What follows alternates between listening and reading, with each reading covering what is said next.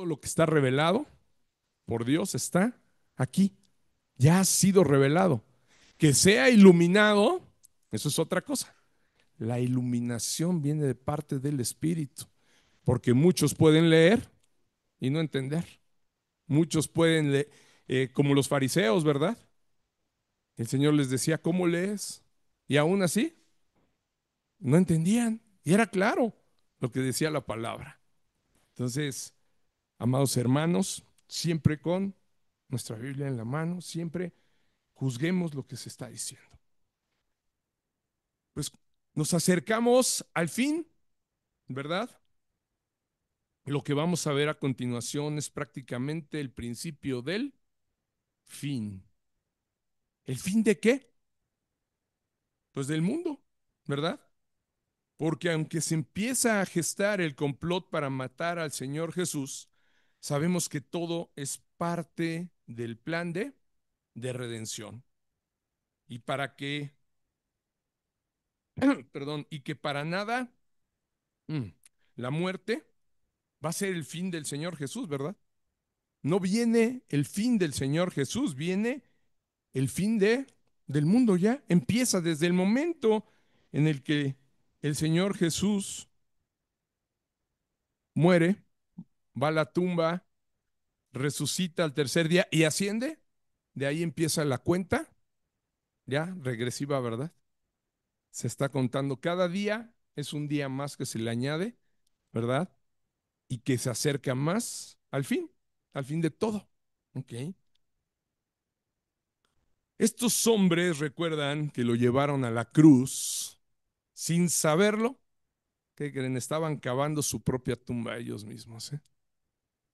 Vimos los domingos pasados cómo terminó, ¿verdad? Tanto el Sanedrín y las sectas que los conformaban, los ancianos, ¿verdad? Y escribas, todos aquellos que llevaron al Señor, vimos cómo terminaron, ¿verdad?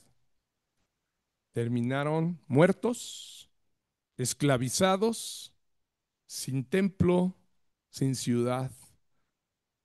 Prácticamente desaparece Israel, ¿no? Entonces, y eso fue el futuro inmediato que Dios les profetizó, ¿verdad? Después todavía el Señor va a hacer una obra maravillosa y va a traer nuevamente a todo su pueblo. Y hoy vemos que ya estamos a punto de ver eso, ¿no? Ya prácticamente toman el control de todo, otra vez el Estado de Israel, de todo Palestina, ¿verdad? De Gaza, aunque entre comillas les dicen que hay una tregua de paz. Pues, si ven las noticias, es paz, pero de paz de darles, ¿verdad? Porque siguen los bombardeos, o sea, eso fue una maniobra, yo lo veo una maniobra política más que otra cosa. Y vamos a ver precisamente cómo es que principia, sí, cómo principia este fin, ¿verdad? Este fin de Jerusalén, cómo empieza el fin del mundo, del imperio de Roma, y cómo toma más fuerza el reino de Dios. Inicia precisamente con esto que vamos a ver ahorita.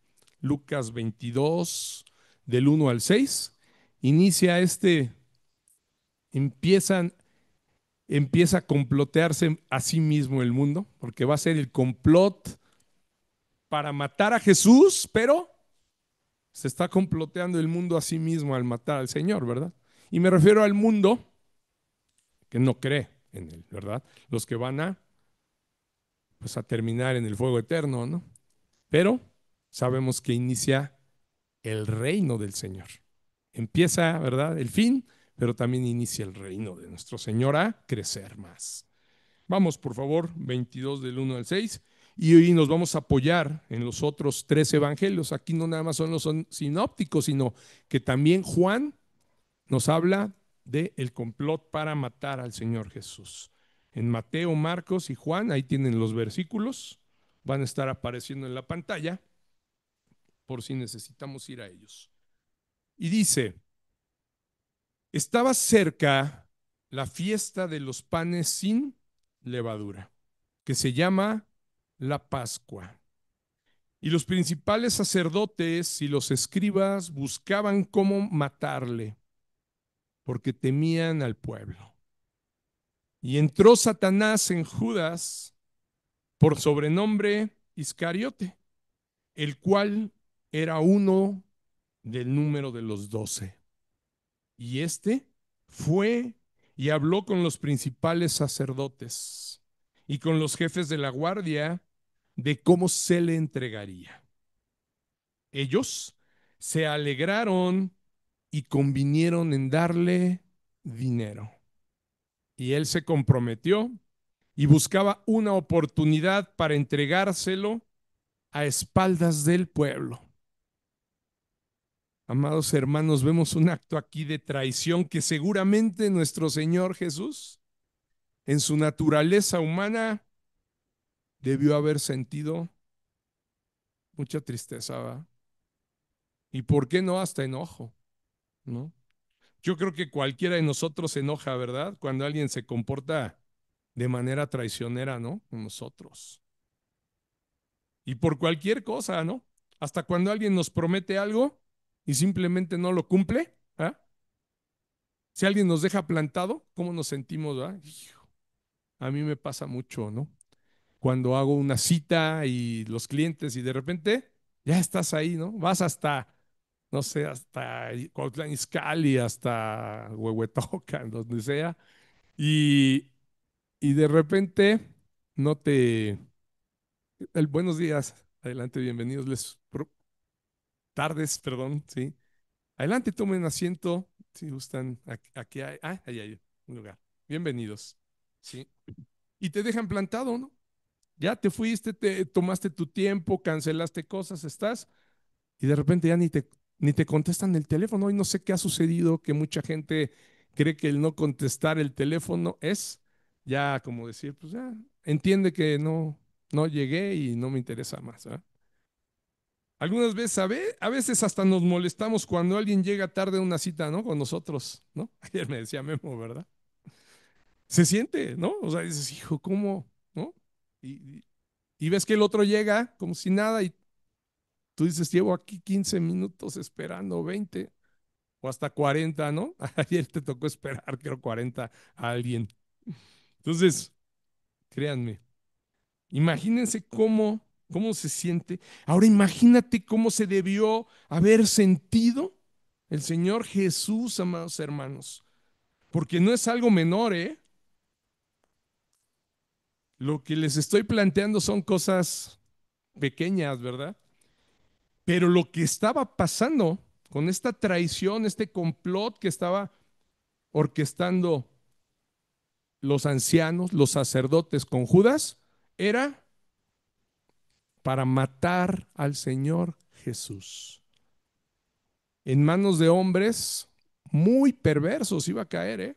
Muy perversos, sabemos qué iban a planear, qué iban a hacer para llevarlo a una muerte terrible, la muerte de los peores homicidas, delincuentes, ¿verdad? La muerte de cruz. Y el Señor sabía perfectamente qué implicaba esto. Lo iban a torturar cruelmente y lo iban a matar. Y por supuesto que sí sentía el Señor Jesús, ¿eh? Porque sabemos que el Señor tiene una doble naturaleza. Tenía una naturaleza humana semejante a la nuestra, ¿eh? Con, lo vimos el viernes, ¿verdad? En el estudio de varones, con tendones igual que nosotros, órganos, sangre, sintió, lloró. La Biblia nos dice que lloró, ¿verdad? Sabemos perfectamente que el Señor Jesús iba a padecer también y sentía, era humano, era plenamente humano y era plenamente Dios, ¿verdad? Plenamente humano, plenamente Dios. En su naturaleza divina, sí, por supuesto, él sabía que el Padre no iba a dejar de revelarle que eso era necesario, él lo sabía, ¿verdad? Él ya lo había dicho. Era necesario que Judas lo traicionara. ¿Para qué? Pues para que se cumpla la escritura, ¿verdad? varias veces también ya había dicho, ¿acaso no uno de ustedes es diablo? Decía, pues refiriéndose a Judas, ¿verdad? Entonces, bueno, el Señor sí lo sabía, pero eso pues no eximía que la parte de su naturaleza humana se sintiera triste, se sintiera pues también decepcionado, ¿verdad? Y traicionado. Dice aquí, fíjense, en el uno, vamos al uno, vámonos versículo a versículo, en el uno, ¿sí? Es el que sigue, pues nada más dale una flechita. Estaba cerca la fiesta de los panes sin levadura que se llama la Pascua, ¿sí? Una fiesta muy importante para los judíos, una fiesta solemne que debían celebrar por órdenes de Dios, ¿no? Era la Pascua, o sea, todos la tenían que celebrar. Y ese momento es el que elige Judas, ¿verdad?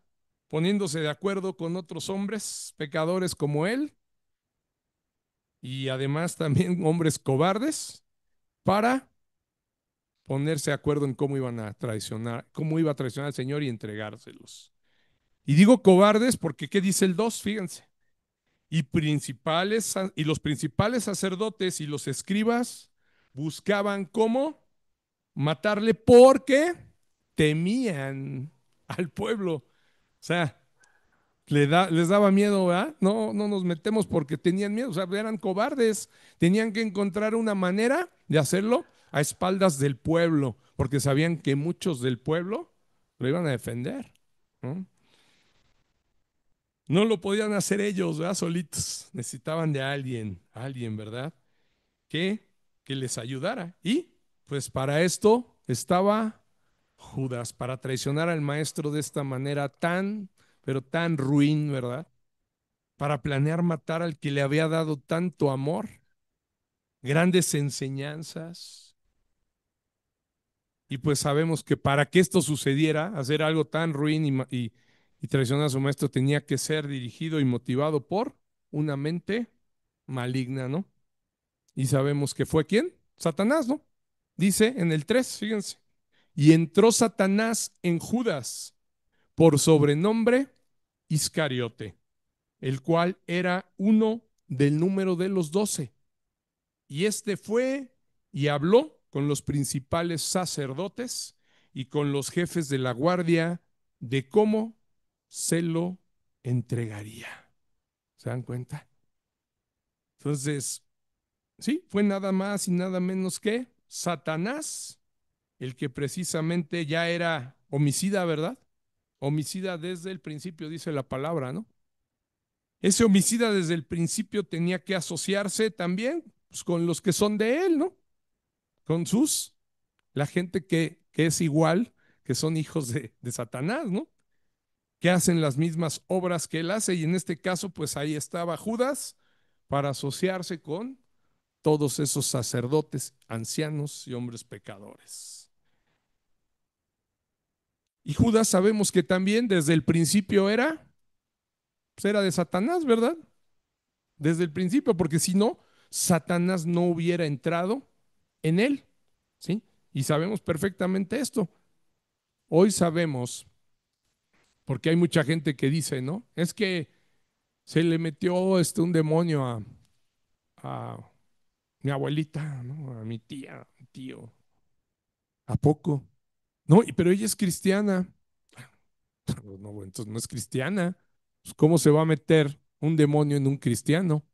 Pues eso no pasa, ¿no? Si el Espíritu de Dios habita en verdad en alguien, ¿cómo?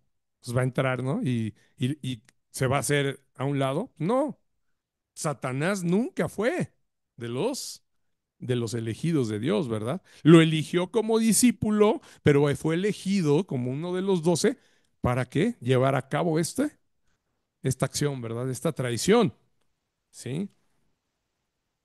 Jesús ya lo había advertido, ¿no? Ya se los había dicho, o sea, unos son del diablo, no son de Dios. Hay quienes son del diablo ya y ahí se van a quedar y van a ir con él al mismo destino y otros son de Dios. Jesús lo dijo cuando habla en Juan 8:44. Vamos a repasarlo, acuérdense. Juan 8:44, que dice, vosotros sois, ¿no? ¿Recuerdan que le dijo a los fariseos? Vosotros sois de vuestro padre el diablo, y los deseos de vuestro padre queréis hacer. Él ha sido homicida desde el principio, ¿no? Lo que les decía, él ha sido homicida desde el principio y no ha permanecido en la verdad, porque no hay verdad en él. Cuando habla mentira, de suyo habla, porque es mentiroso y padre de mentira. Ahí está. Les estaba diciendo, ¿no? ¿Quién era Satanás? Y que algunos eran de él, de su padre Satanás, ¿verdad? El diablo es su padre. Amados hermanos, por supuesto que es una situación, esto que vemos, pues muy triste, ¿no? Que alguien que está a tu lado haga eso y además a cambio de unas cuantas monedas, ¿no? Yo creo que eso le dolió todavía más al Señor, o sea, por dinero me traicionas, Judas, ¿no? Imagínense. Y ahí lo dice, ¿no? Vamos al 5. Ellos se alegraron y convinieron en darle dinero. Y él se comprometió y buscaba una oportunidad para entregárselo a espaldas del pueblo, ¿no? Convinieron darle dinero y con ese dinero él tomó el compromiso, dijo, yo se los voy a entregar, no se preocupen. ¿Le tienen miedo al pueblo?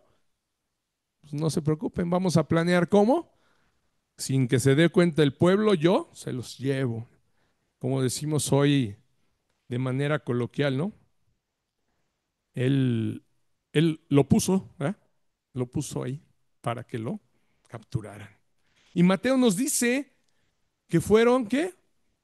30 piezas de plata, ¿no?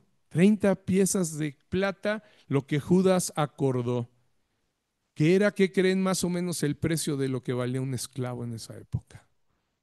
30 piezas de plata, así como si fuera su esclavo, más o menos ese era el precio. Aunque para la naturaleza divina del Señor esto pues no le era oculto, ¿no? Hablo de la naturaleza, en su naturaleza divina lo sabía, porque sabía que estaba decretado por el Padre, ¿no? Pues no dejó de ser algo que lo conmovió, ¿no? Algo triste al Señor Jesús, porque volvemos a lo mismo, tenía una naturaleza también como la nuestra. También sintió horrible, ¿no? Seguramente dijo, hijo. O sea, tanto que lo amé, tanta confianza que le di, porque además era él, el tesorero. ¿Recuerdan? ¿Quién era el que traía la bolsa del dinero? Judas. Y el que lo iba a traicionar por dinero, ¿verdad? Hijo. Y lo podemos ver, que Señor Jesús finalmente, pues sí, se conmovió. Juan, vamos a Juan 13:21, cuando habla de esto. En Juan, fíjense, dice, habiendo dicho Jesús esto, se conmovió en espíritu cuando les dice que iba a ser traicionado. Por eso dice, declaró y dijo, de cierto os digo que uno de vosotros me va a entregar. Pero ¿qué dice? Se conmovió, ¿verdad? En espíritu, o sea, no nada más no, se conmovió en espíritu, o sea, le dolió en verdad, se conmovió al de tener que declarar que uno de esos 12 que quería él tanto, que había cuidado tanto, en los que había confiado, a los que les había dado amor, tenía que decir, hijo, me va, me va a traicionar uno, hijo. Se conmovió nuestro Señor Jesucristo al decir esto. Esa traición de Judas me lleva a pensar cómo se sintió el Señor al saber que además pues estaba cumpliendo algo profético, ¿verdad? Que era el que comía de su pan, ¿no? Ese fue el que alzó contra él su calcañar. Había sido profetizado Salmos 41:9. Fíjense cómo eh, se está cumpliendo la palabra, están cumpliendo un salmo de David, fíjense, 41:9. Aún el hombre de mi paz, en quien yo confiaba, a quien le dejé, ¿no? La bolsa del dinero, a quien lo mandaba que comprara, ¿no? En quien yo confiaba, el que de mi pan comía, alzó contra mí el calcañar. Ahí el rey David estaba profetizando la traición de Judas. Y Juan 13:18, fíjense, vamos a Juan 13:18 dice, cuando el Señor Jesús está hablando, ¿no? Con sus discípulos les dice, no hablo de todos vosotros, yo sé a quienes he elegido, ¿sí? Mas para que se cumpla la escritura, el que come pan conmigo levantó contra mí su calcañar. Fíjense, ahí fue más claro, ¿verdad? Cuando estaban en la cena del Señor, les dice esto, profetiza y utiliza el salmo que acabamos de leer, el 41:9, ¿verdad? Sí. El que come pan conmigo levantó contra mí su calcañar. Y recuerdan que hubo un punto en donde mojó el pan, ¿no? Al que yo moje el pan y se lo diere, a ese es. Y fue Judas. ¿Sí? Se cumplió exactamente la escritura y tenía que ser por medio de Judas, por unas cuantas monedas. Por 30 monedas de plata iba a entregar a su Señor.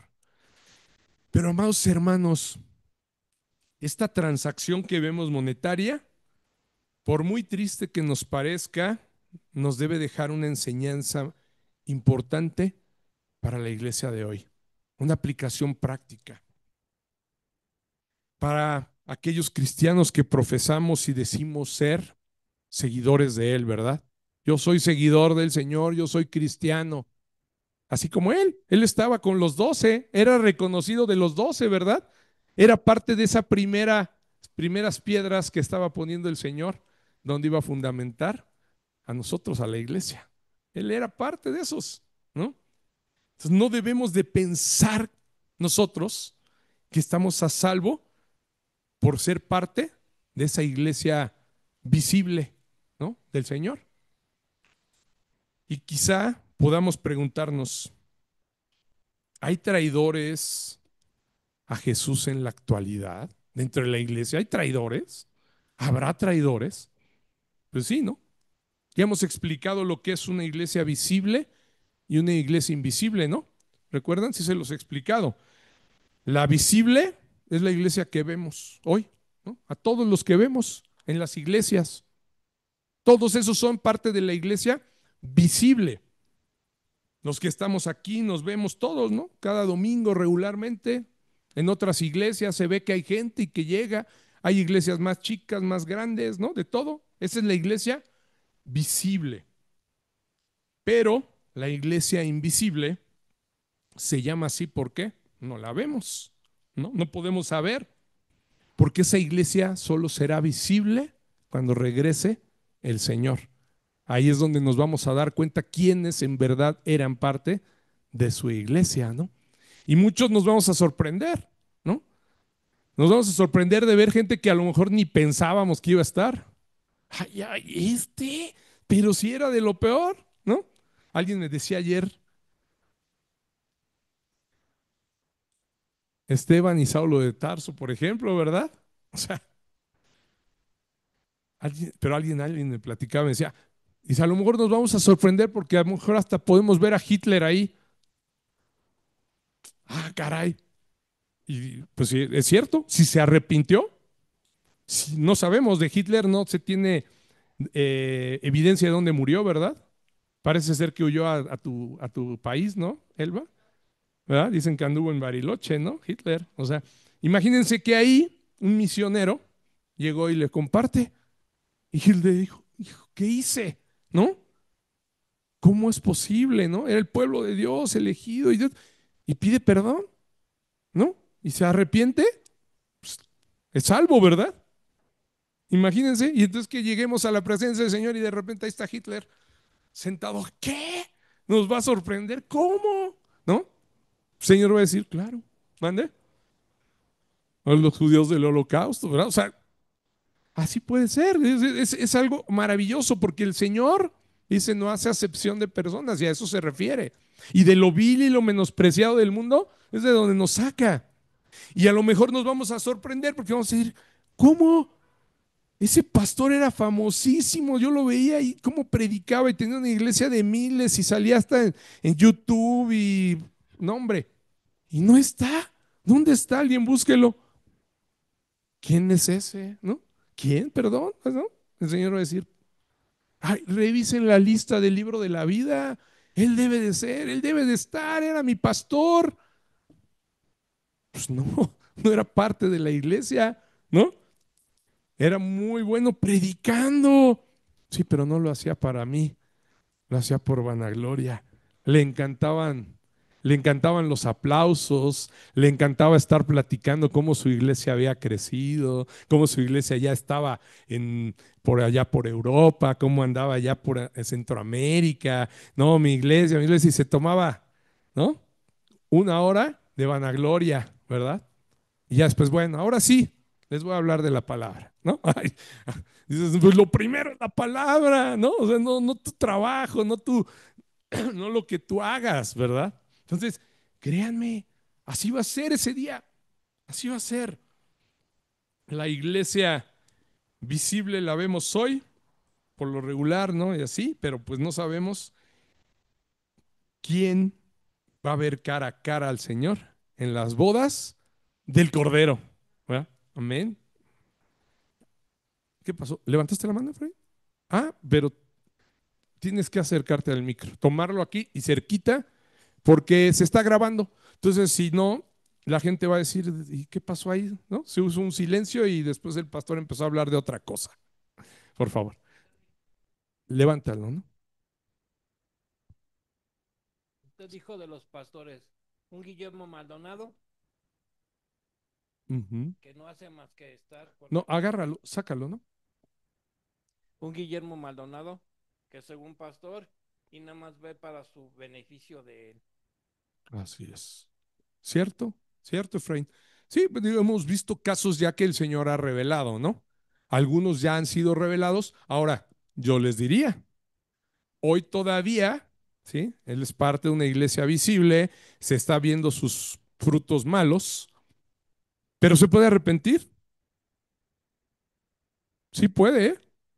Podría llegar un momento en el que diga, híjole, creo que hice mal, Señor, ¿no?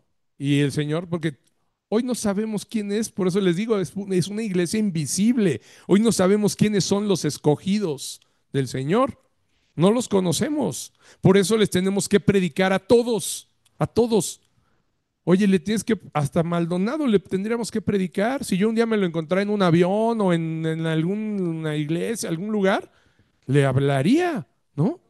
Y le diría, ten cuidado, está el fuego eterno que tú conoces y predicas. ¿Ah? Y el fuego eterno está puesto ahí. Y más para los lobos vestidos de oveja. Como pastores tenemos una responsabilidad más grande, mucho más grande, porque el Señor dice, ¿verdad? Hay de aquel que haga tropezar uno de estos pequeños. Aguas, tú tienes una iglesia bien grande, ¿no? Y la estás tropezando, ¿cierto? Memo, ¿querías decir algo? Sí, la situación del ladrón Dimas que fue una cuestión muy excepcional. Había un traidor a un lado y otro que creyó en él al otro lado. Muy cierto. Los ladrones en la cruz, ¿no? Así es. Uno se arrepiente y el Señor le dice, ¿no? De cierto os digo que hoy estarás conmigo en el paraíso.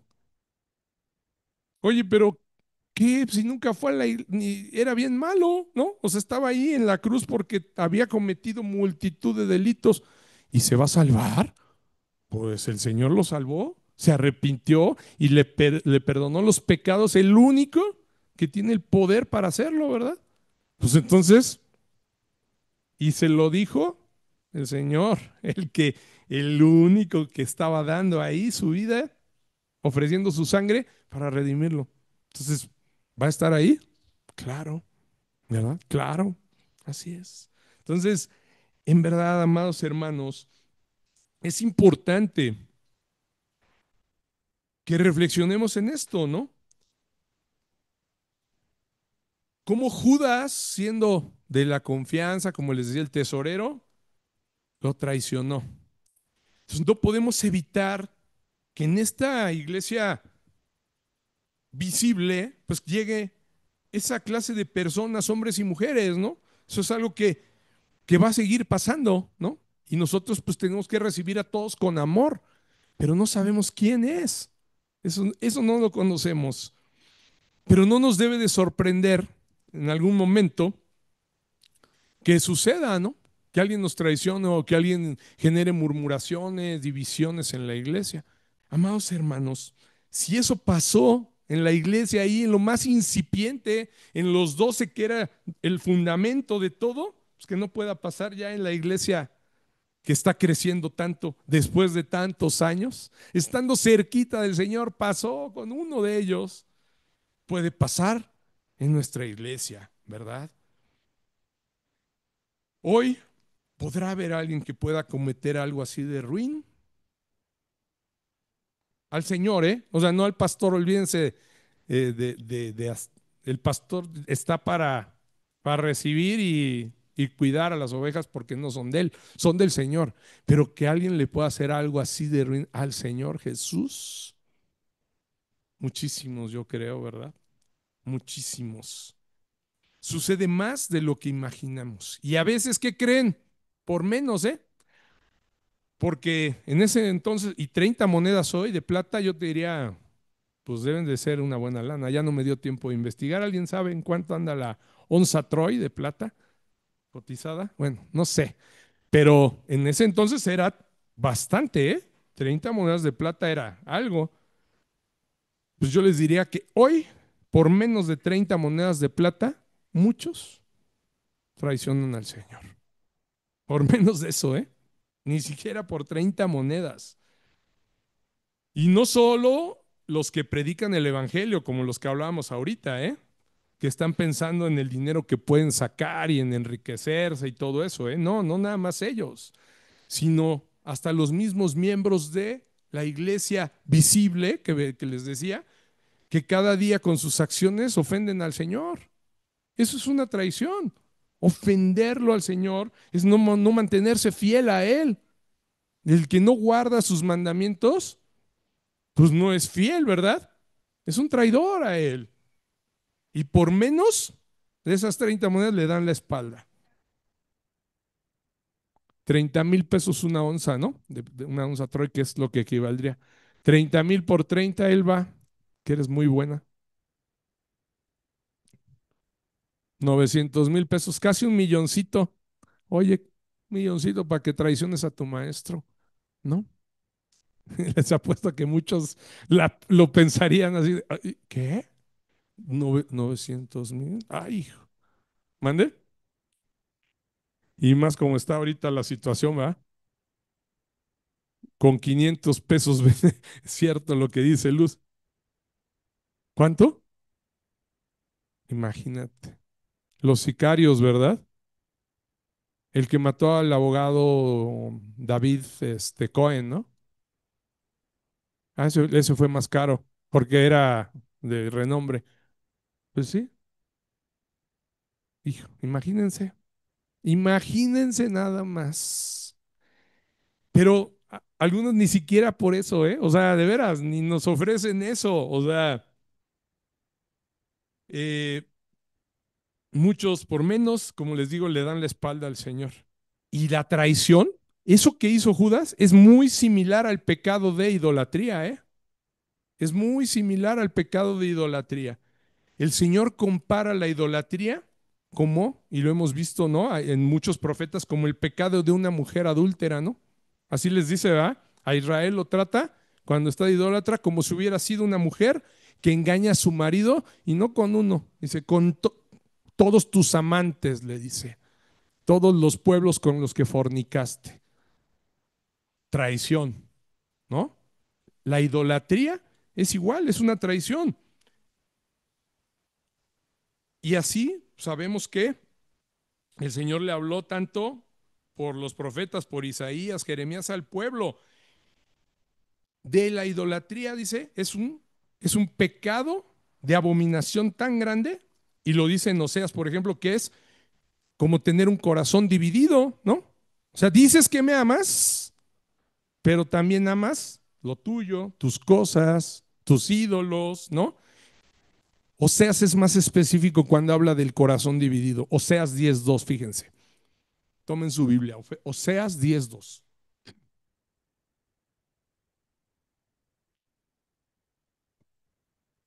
Fíjense lo que dice. Oseas les dice, les profetiza al pueblo, está dividido su corazón. Ahora serán hallados culpables. Jehová demolerá sus altares, destruirá sus ídolos. Hijo. Aunque no lo crean, hoy en día, dentro de las iglesias cristianas hay quienes siguen teniendo imágenes en sus casas. ¿Cómo? Es verdad, sigue habiendo corazones divididos, ¿no? Porque no puedo dejarlo. Y quizás digan, pero no representa nada eso, ¿no? O sea, es una imagen. Pues así decían los romanos, ¿sí? Precisamente en los concilios que les comentaba, hubo 7 concilios que se le llamaban ecuménicos, no ecuménicos como hoy. Hoy el ecumenismo es malo, ¿sí? Hoy el ecumenismo, el agarrar y decir que todos podemos aceptar, no, no. En ese entonces, porque la iglesia era una, ¿sí? ¿Sí? La iglesia católica no era como hoy se conoce la católica romana, la iglesia católica era la iglesia universal, eso significa católico, universal. Y se estaban empezando a gestar muchas iglesias y hubo que hacer un concilio ecuménico, o sea, de todos los obispos y pastores que estaban en distintos lados, eso era lo ecuménico, juntar, ¿verdad? Juntarlos a todos. Bueno, en el séptimo concilio ecuménico, que también fue en Nicea, decidieron, o sea, imaginen, estamos hablando del 787 después de Cristo. O sea, habían pasado 787 años donde no hay registro de que se adoraran imágenes, de que se permitiera colgar, de que se permitieran cruces. No, no, o sea, no había evidencia hasta el 787. Bueno, ya se empezaba a gestar porque precisamente por eso lo llevan al concilio, para decir, oigan, pues se permiten o no se permiten las imágenes, porque vemos que hay muchas iglesias que las están ya usando, muchos cristianos que tienen imágenes, ¿no? Haciendo referencia a lo divino, decían, ¿no? Entonces llegan a un punto, pero fíjense, es donde les digo que se trata de cuestiones que no son de Dios. Muchos decían, pero si Dios dejó claramente y explícito que no podíamos hacer imágenes de nada, ¿no? Éxodo 20, en los mandamientos, ¿no? De la ley de Dios. Y entonces ellos dicen, no, pero es que no se trata de eso, dice, es para que la gente, dice, no se van a adorar las imágenes, solamente a venerar, es para que les recuerden a aquel que los salvó. Entonces la imagen de Cristo es para que les recuerde y los lleve al recuerdo de las cosas divinas.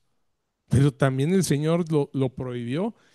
¿Y cuál fue el grave error? Lo aceptaron. ¿Por qué? Porque Roma, ya les dije, en ese entonces ya se estaba cayendo y ya eran los emperadores los que pues, tenían el poder político y religioso y dijeron, pues con tal de unirlos, que no se nos vayan los de allá de Oriente, que eran los que ya se estaban viendo más invadidos y los germanos ya venían por este lado, aceptémoslas, dijeron. Que se acepte. Al fin no se están adorando. Y hoy, si tú hablas con un católico que tiene más o menos algo de conocimiento, es lo que te responde, pero no las adoramos, ¿no? Oye, ¿por qué tienes imágenes? Sí, sí, pero no la adoro. Eso te va a decir un católico que tiene más romano, ¿no? Católico romano, ojo, porque acuérdense, católicos, pues todos podríamos ser católicos, eso significa universal, iglesia. Pero luego católico romano te va a decir, no, no lo adoramos, nada más la veneramos. Y después, bueno, en ese concilio ni siquiera se permitía, no se habló ni de vírgenes ni de santos, ¿eh? O sea, eran imágenes a lo mejor del Señor Jesucristo, ¿no? Así, de la cruz, fue lo que se permitió. Pero sabemos que al final esa mala decisión iba a terminar corrompiendo, ¿verdad? Y la gente iba a terminar, nomás darles chance tantito, iban a terminar adorando, hincándose, y después incluyeron, ya posterior, antes a la Virgen no se le adoraba. Eso ya fue después que dijeron también a la Virgen, otra controversia que luego les platicaré. Dijeron, pues también, y después también imágenes de humanos, ¿no? Ah, también a Pablo, también a Pedro, también a San Agustín, también a San Hipólito, y se fue ya después hasta los papas, ¿no? Y ya bueno, por ahí alguien me platicó que en Argentina alguien hizo, ¿no? Una iglesia, bueno, hay de Maradona, esa está, que lo dices, ya están locos, ¿verdad? San Maradona o no sé qué, pero no, alguien me platicó de una historia verdadera de un misionero, creo, francés, que lo iban a matar y dijo, si me salvas Dios, aquí te voy a levantar una iglesia. Y lo salva de la situación, lo iban a matar los del pueblo, ¿no? De ahí. Hace una iglesia, pero pone un vitral con San Constantino. Y Constantino pues no fue santo. O sea, sabemos que fue el emperador que permitió el cristianismo, pero santificar a Constantino, romano, que mató además a su hijo y a su esposa Fausta, o sea, que trae una historia, digo, dicen que se arrepintió y que se bautizó antes de morir. Pero no sabemos, ¿no? Pero eso es, pues es un hombre salvo. Si se salvó, ¿no? Si se arrepintió y aceptó a Cristo. Pero no, de eso de hacerlo santo, pues como que dices, ¿qué pasa, no? Y ponerle imágenes, ni siquiera era, o sea, ni siquiera lo habían santificado y él dijo, no, yo sí, porque Constantino, pues, se le antojó. Entonces, pues no. Juan Diego, por ejemplo, ¿no? Juan Diego es santo. Pues no. Entonces, bueno, esto ya es otro tema, pero bueno, ¿no? Es parte del tema porque estamos hablando de la traición de Judas, es equiparable al pecado de idolatría. Es igual. Para Dios es abominación, ¿no? Porque Dios considera la idolatría una traición a Él, ¿eh? Una traición a Él, es tener un corazón dividido, es robarle la gloria a Cristo, al que nos salvó, ¿no? Entonces, por eso lo dice de esta manera, ¿no? Oseas, serán, dice, eso es tener un corazón dividido y serán hallados, dice, culpables. No, pero que no, acuérdense que no va a haber forma de explicarle a Dios. A Dios no le va a, él va a decir, yo ya lo sé, Señor, pero te juro que sí, es que no, mira, yo no quité mis imágenes porque esto, por el Señor va a decir, no me expliques nada, ya lo sé, ¿no? O sea, si en el día del juicio no es un juicio en el cual Dios nos va a permitir exponerle las cosas, ¿verdad? Ya lo hemos hablado, no es como el juicio romano, ¿no? No, déjame te explico, es que, mira, de veras, ya estaba a punto de quitarla y que llegas, ¿no? Pero te prometo que la iba a quitar, ya llevaba, sí, ya llevabas como 10 años pensando quitarla, ¿ah? Y desafortunadamente te tocó, corazón dividido. Señora Tete, necesito que le pasen el micro, ¿no? De favor, porfa. Porque sí, es que si no, no nos van a oír cuando está ahí la grabación. Es que no necesariamente tiene que ser un ídolo hecho por manos de hombre, sino que muchas veces nuestra condición humana nos lleva a idolatrar al marido, a los hijos, a alguna otra persona, ¿no? Claro. Entonces, nada se debe de interponer entre Dios y nosotros. Por eso Dios dijo, amarás al Señor tu Dios con todo tu corazón, con toda tu alma y con toda tu mente, Correcto. porque Dios es fuerte y celoso y Él no permite que tengamos pues ningún afecto superior al que debemos de tenerle a Él, porque muchas veces pues sí, nosotras como mujeres idolatramos al marido, a los hijos, qué sé yo. Entonces, esa es nuestra condición humana, ¿no? Que debemos de vigilar constantemente de tener a Dios en primer lugar en nuestro corazón y después, o sea, Dios estableció un orden divino. Primero Él, después nuestro esposo, nuestros hijos, nuestro trabajo y los amigos. Entonces debemos de obedecer ese mandamiento porque es un mandamiento que Dios nos dejó. Correcto. Así es. Gracias, señora Tete. Miren, de hecho, ya hasta se adelantó, ya me quitó como algunos, nos ahorra unos minutos de prédica. Exactamente, eso es a lo que yo iba, ¿no?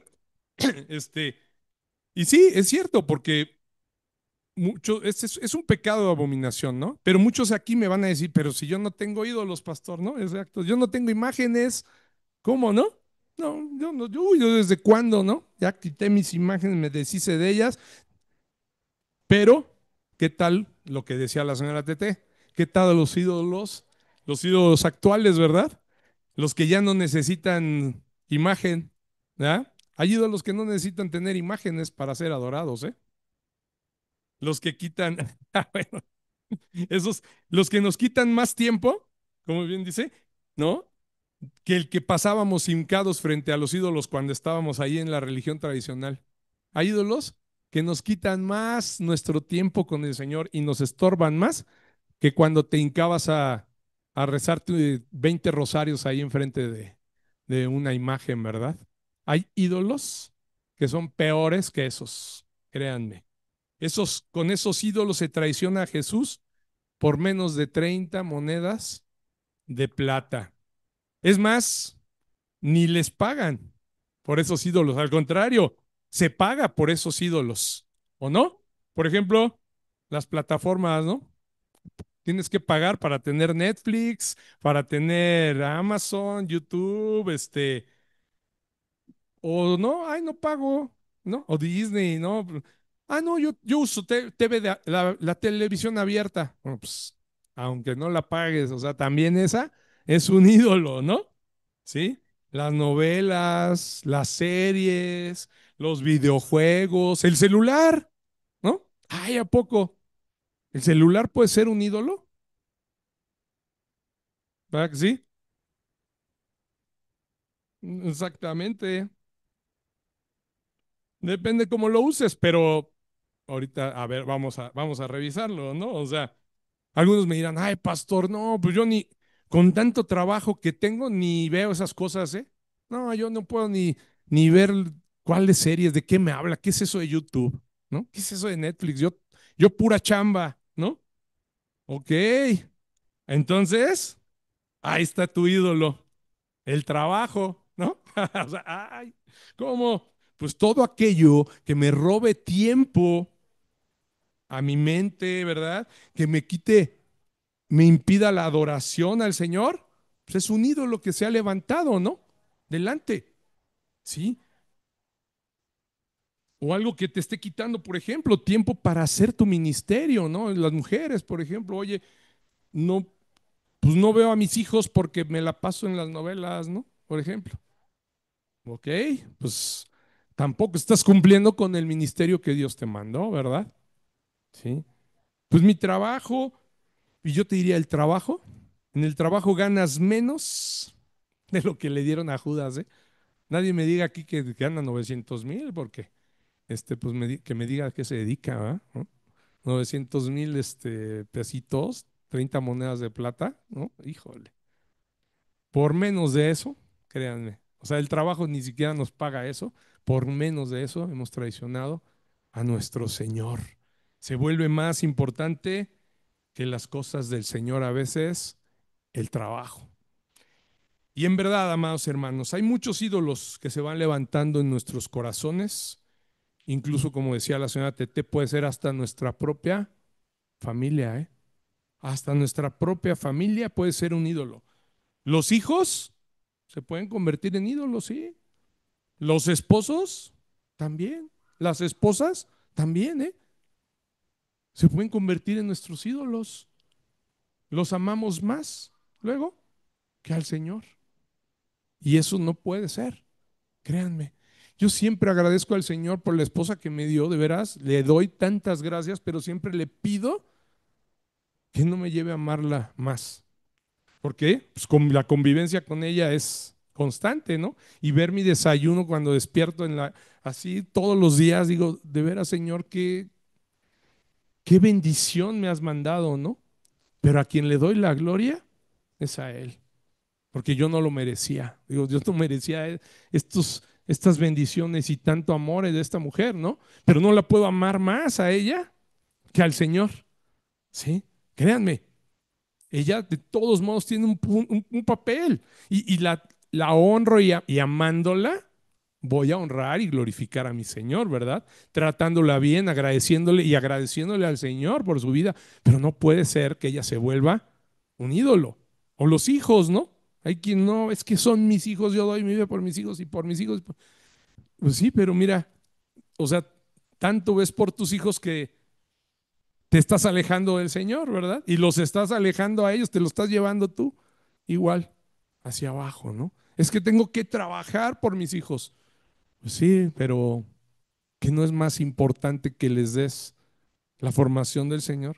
Que les enseñes a darle al Señor la gloria, que ellos puedan ver que es más importante el Señor siempre que tu trabajo, porque ellos lo van a aprender igual, ¿eh? Uno puede decir, no, tú tienes que, les podemos enseñar a los niños. Yo, como dijo mi esposa, yo estuve viendo, revisando con ellos, Éxodo 20, eh, en Éxodo 20, perdón, los 10 mandamientos, ¿no? Se les puede inculcar y el que usted repitió, amarás al Señor tu Dios, que ahorita lo vamos a ver, de Deuteronomio 6:5, ¿no? Que es el gran mandamiento, el Shema, ahí está, ¿no? Uno se los pueden enseñar a los hijos, pero si te ven haciendo otra cosa, ¿qué creen que va a aprender? Pues así es, ¿no?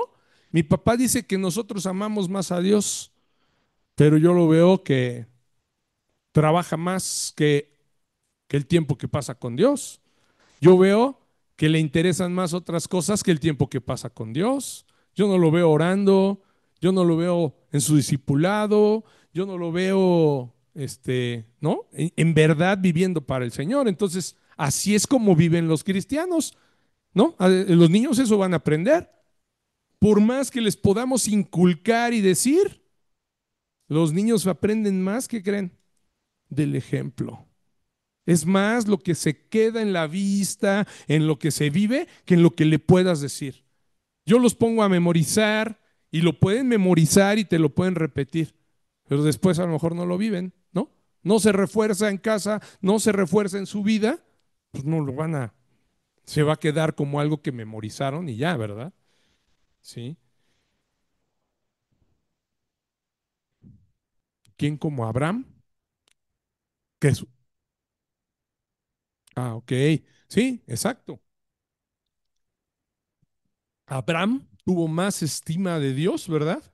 Que de su hijo. O sea, él era tanta su fe que sabía que el Señor no iba a permitir que cometiera eso, ¿verdad? Pero estaba dispuesto. Él obedeció y dijo, y su mismo hijo le preguntó, ¿y dónde está el cordero, papá? Hijo, era él, eres tú. ¿Cómo te explico que el Señor me pidió que tú fueras el sacrificio? Es cierto. Y fíjense, ¿por qué les digo que es tan importante, no? Si algo toma un lugar más importante en nuestro corazón y nuestro corazón se divide, pues no me está permitiendo amar más a Dios algo, entonces no me está permitiendo amarlo como Él pide, ¿no? Así, como decía la señora Tete, este es el Shema que Dios les mandó como el mandamiento más grande, el principal mandamiento, y dice, amarás a Jehová tu Dios de todo tu corazón y de toda tu alma y con todas tus fuerzas. O sea, la palabra todo se repite ahí, ¿no? 3 veces. No dice la mitad de tus fuerzas para tu esposa y la mitad para mí, ¿sale? Dividido. No dice la mitad de tu corazón que sea para tus hijos y la otra mitad me la das a mí. No. La mitad de tu alma para tu trabajo y la otra para mí, ¿no? La mitad de tus fuerzas. La mitad de tu corazón, no. El Señor no quiere un corazón dividido. Ese es el gran mandamiento. Por eso dice, de todo tu corazón, de todo lo que hay en tu corazón, a mí me tienes que amar más. De toda tu alma, de todo lo que tu alma racional ha venido recibiendo ahora, que ya eres mi hijo, se tiene que llenar de mí tu alma y todas tus fuerzas, ¿sí? Todo lo que utilizas para esforzarte, hacerlo, hazlo más para mí. Eso quiere el Señor. Y puede sonar bien difícil, ¿no? Muy difícil. Y les digo que sí, es bastante difícil. Sin la ayuda de Él nunca lo vamos a poder lograr. Y además que seguimos en el mundo. Es verdad, ¿no? O sea, qué difícil es cómo vivir sin un corazón dividido. Sin embargo, el Señor así lo pide, ¿sí?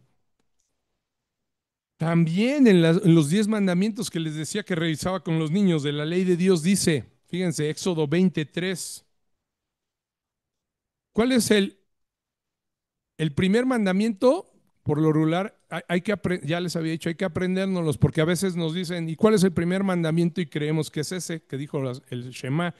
Ese no es el primer mandamiento de la ley de Dios. El primer mandamiento de la ley de Dios es, no tendrás dioses ajenos delante de mí. ¿No? El Shema es muy aparte, es un mandamiento que Él le mandó, que se lo repetirás. Si lo leemos más, dice, y se lo repetirás a tus hijos al acostarte, al levantarte, cuando comas en el camino, todo el tiempo tienes que estar diciéndoles a tus hijos, ¿verdad? Este mandamiento. Pero el mandamiento específico que habla de la idolatría también está en los 10 mandamientos, ¿no? ¿Sí? No tendrás dioses ajenos delante de mí, ¿no? Debemos permanecer, amados, fieles al Señor. Pero ¿qué otros dioses? No son los dioses como los de la antigüedad, ¿eh? Y ni los de nuestros antepasados, ¿eh? No, Tlaloc y todos esos. El Señor está hablando también de los dioses de todos, ¿eh? De los dioses también que hay, que no vemos, que se han levantado en nuestro corazón. Y podemos levantar dioses ajenos de todos lados, créanme. Está lleno. Y lo mismo lo decíamos hasta en nuestra casa. Hasta nuestros hijos, nuestros nietos, nuestra esposa puede ser un hijo. Y yo te diría, amado hermano, para terminar, ¿cómo sabes que estás siendo fiel al Señor? ¿Cómo detectas que estás levantando ídolos en tu corazón? Es bien sencillo. Pregúntale a tus hijos, pregúntale a tu esposa o a tu esposo o a tus papás, ¿no? Pregunta. ¿En qué paso más tiempo? Dile. Ey, tu esposo te conoce, tu esposa te conoce, tus hijos, ¿no? ¿En qué paso más tiempo? Y ellos te lo van a decir, ¿no? Pues yo te veo, papá, yo te veo, mamá, ¿no? Yo luego llego a quererte hablar y estás en el celular. Espérame, espérame, ¿no? Y te ven ahí en los videos y te ven metidísimo. Le dice su hijo, bueno, pues, no, ya me voy. Tus hijos te van a decir exactamente cuáles son tus ídolos. ¿A qué le das tanta importancia que algunas veces cuando tus hijos te piden algo o te dicen, ¿no? Vamos a la iglesia y tú, no, hoy no podemos. ¿Por qué? Porque tenemos que ir a ver a tu tío, tal. ¿De veras? Sí. Ah. No, porque tu tía nos invitó. Entonces hoy no vamos. Ok. ¿Qué estás diciéndole a tu hijo? ¿No? Secundario, se puede dejar la iglesia, ¿no? Se puede dejar las cosas del Señor, porque hoy tenemos compromisos más importantes. ¿Se dan cuenta? Ahí te puedes dar cuenta cómo se están levantando ídolos. Nada más pregúntaselo a tu esposo, a tu esposa, a tus hijos. Ellos te van a decir cuáles son esos ídolos, porque con esos ídolos, créanme, eh, podemos llegar a caer en el error de Judas. O sea, es importante que lo detectemos y le roguemos al Señor que los quite para no caer en el error de Judas, ¿verdad? Sí. vemos que toda esta situación, precisamente en el caso de Judas, su ídolo era el dinero, ¿verdad? Todo esto, ¿y qué creen por qué se gestó la situación? ¿Qué fue lo que hizo que Judas se molestara y quedara a merced más del maligno? Recordemos Juan 12:4, por favor. ¿Recuerdan cuando Jesús es ungido en Betania? ¿Sí? Juan 12:4 dice, y dijo uno de sus discípulos, ¿se acuerdan que la mujer, esta Marta, ¿no? María, perdón, la hermana de Marta, derrama un frasco de perfume de alabastro de mucho valor, ¿no? De 30 denarios, me parece. Ahorita a ver si lo dice aquí. Y ahí hay un enojo. Incluso Mateo dice que se enojaron los discípulos, ¿eh? O sea, no nada más Judas, sino que se molestaron todos. Pero en Juan nos muestra más el enojo de Judas, porque los otros pues no lo traicionaron, ¿verdad? Podemos ver que a lo mejor les molestó, pero cuando el Señor Jesús les explicó que era necesario, porque lo estaba ungiendo para su muerte, seguro los 11 entendieron. Pero Judas no le importó. Dijo, no, para tu muerte, yo te voy a llevar a tu muerte. ¿No? Ya él ya tenía planeado. Fíjense, 12:4. Y dijo uno de sus discípulos, Judas Iscariote, hijo de Simón, el que le había de entregar, ¿por qué no fue este perfume vendido por 300 denarios y dado a los pobres? Pero dijo esto no porque se cuidara de los pobres, no porque fuera tan bueno, dice, sino porque era ladrón. Y teniendo la bolsa, sustraía de lo que se echaba en ella.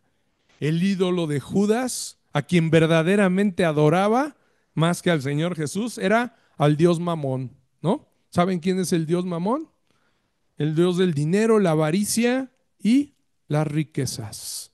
Así se llama. ¿Y ese Dios qué creen? Hoy sigue, ¿eh?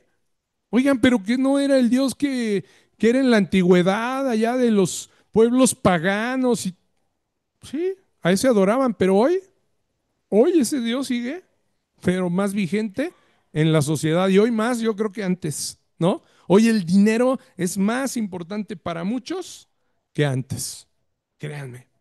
Ese era el, el Dios que estaba levantando Judas, al que en verdad adoraba.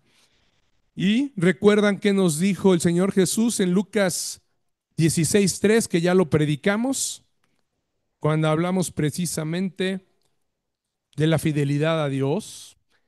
Dice Lucas 16:3, ningún siervo puede servir a dos, lo dijo el Señor Jesús, a dos señores, porque o aborrecerá al uno y amará al otro, ¿verdad? O estimará al uno y menospreciará al otro. No podéis servir a Dios y a las riquezas. El Señor Jesús ahí estaba hablando precisamente de un problema específico que vimos en Judas, pero de un problema que está en toda la humanidad, está en la naturaleza de los hombres, ¿verdad? No se puede servir a Dios y a las riquezas, eso es imposible. Y pasó, ¿verdad?, con Judas. Aborreció a su Señor y amó más al dinero. Tanto que le molestó esa situación, ¿verdad? De cómo el Señor Jesús, o sea, es capaz de echar ahí en sus pies 30 denarios y los pobrecitos niños, ¿verdad? Los pobres que están ahí sin comer, era pura hipocresía, porque a él lo que le interesaba era el dinero, ahí lo dice, ¿no? Él, esos 30 eran, pero para mí, ¿no? Para la bolsa que guardo. Entonces, créanme, amados hermanos, cuidemos de no caer en el error de Judas. Cuidemos eso, porque por menos de eso se traiciona al Señor. Hermanos, aunque Judas lo tuvo tan cerquita, dividió su corazón con dioses ajenos y terminó tentado por Satanás. Veamos ese ejemplo de Judas. Roguemos al Señor que quite cualquier división en nuestro corazón que está existiendo para poder mantenernos fieles a Él, al que dio su vida por nosotros, a nuestro Señor.